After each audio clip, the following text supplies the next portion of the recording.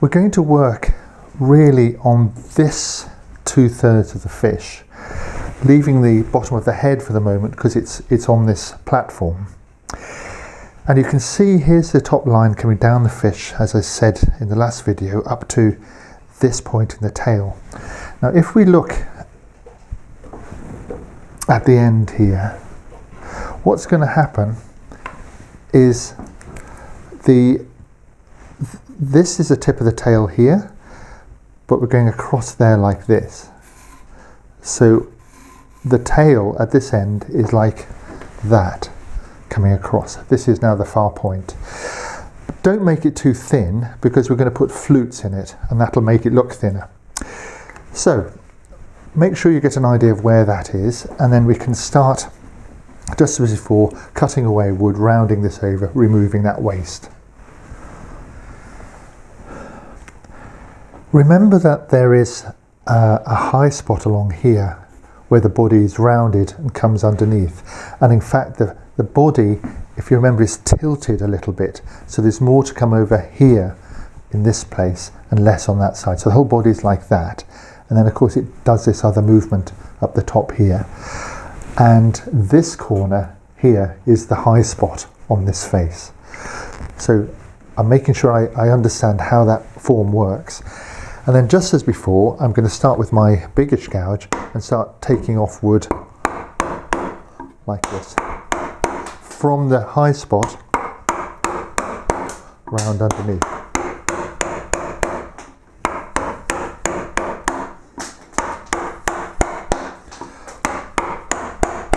So this direction is downhill like this, and I'll go so far and then I've got to reverse it to come downhill this way. So keeping an eye on the form like this, I just come right round.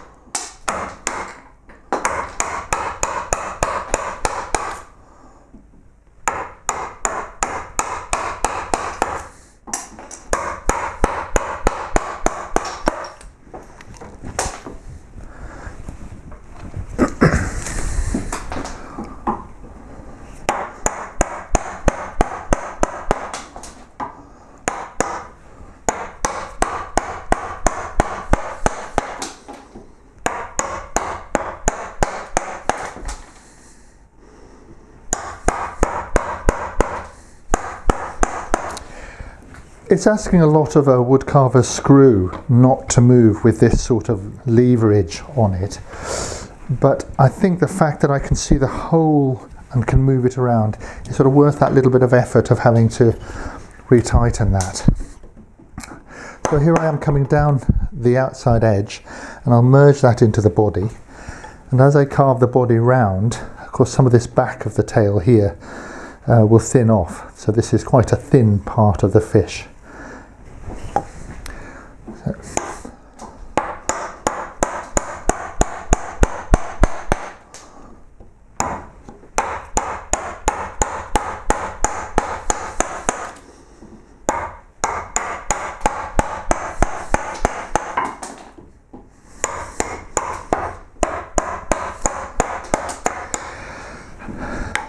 Carrie suggested a good way of stopping this downward motion would be put something underneath. So we've just put a chair underneath there, and that will help keep that in position.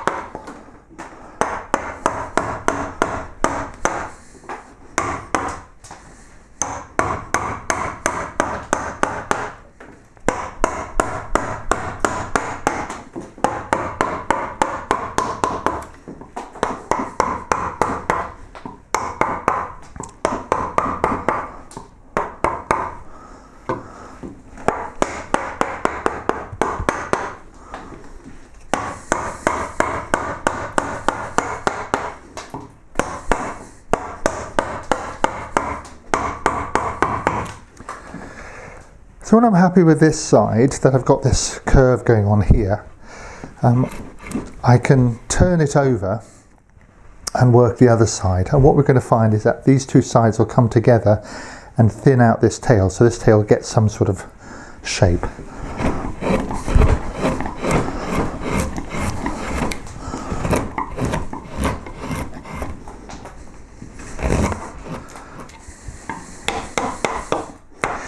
So when I've got that pretty much shaped as I want it, I'm going to consolidate the surface again with my rasp.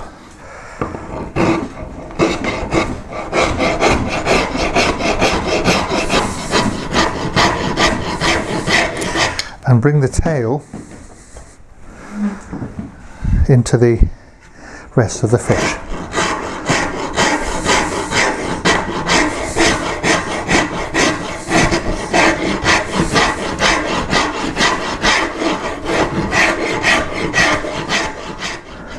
I've turned the fish over so that I'm now working on the other side.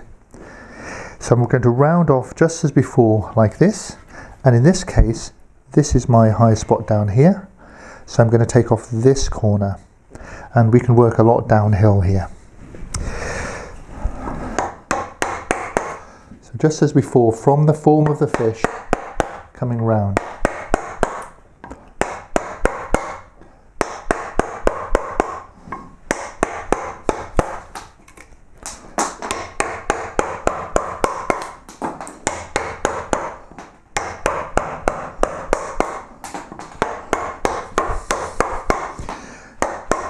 You can see, I think, that these two are going to start joining this side and this side in the middle, which is just what we want.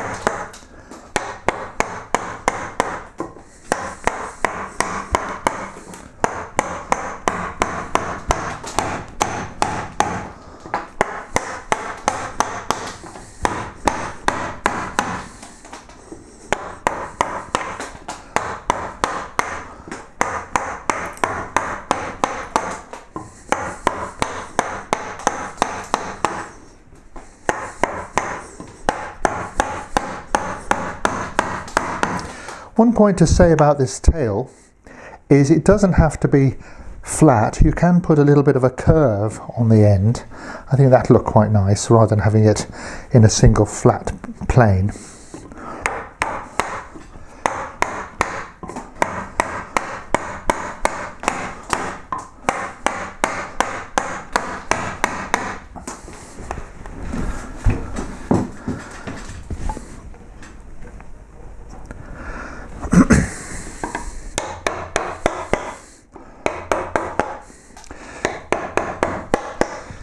At this point of the tail, we want to get rid of that straight line here, the flat face of the original piece of the wood, put a bit of a curve in here.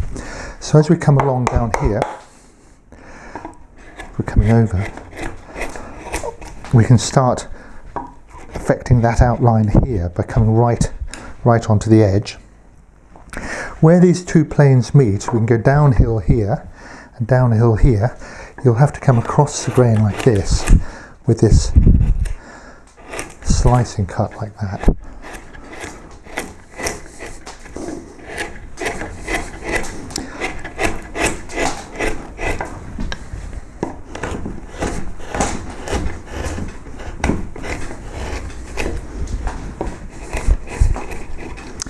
So keep an eye on this line, and then this tail wants to be a fairly uniform thinness, so use your hand to judge. That's about 6 mil, quarter of an inch, something like that, no less at this stage, all the way up to here, and then this bottom shape running along nicely.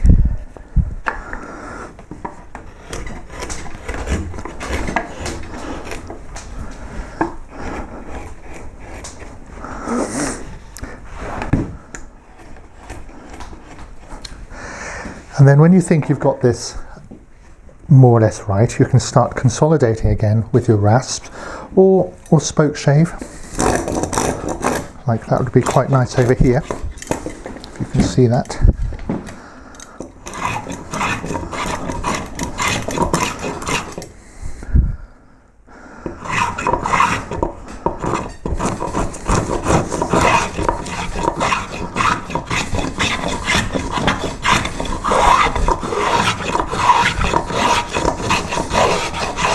A nice thin edge here.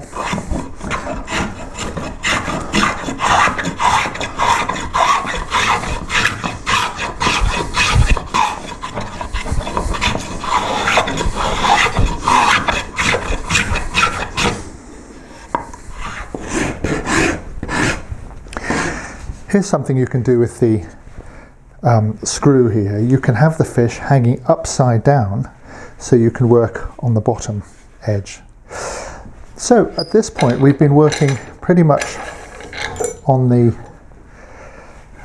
2/3 towards the tail, and I think you can see that there is a twist. We've got the fish doing this as it comes round. I think you can see that. So try and get this looking really as you want it. This is fairly thin and uniform, so there's no fat bits in the middle, but not too thin because we'll put flutes on there now. And this is essentially a finished surface after we smooth it, on which we're going to put the flutes. So we want to get this as accurate and as neat as we can. So once we've done that, we can turn now to work the head into shape.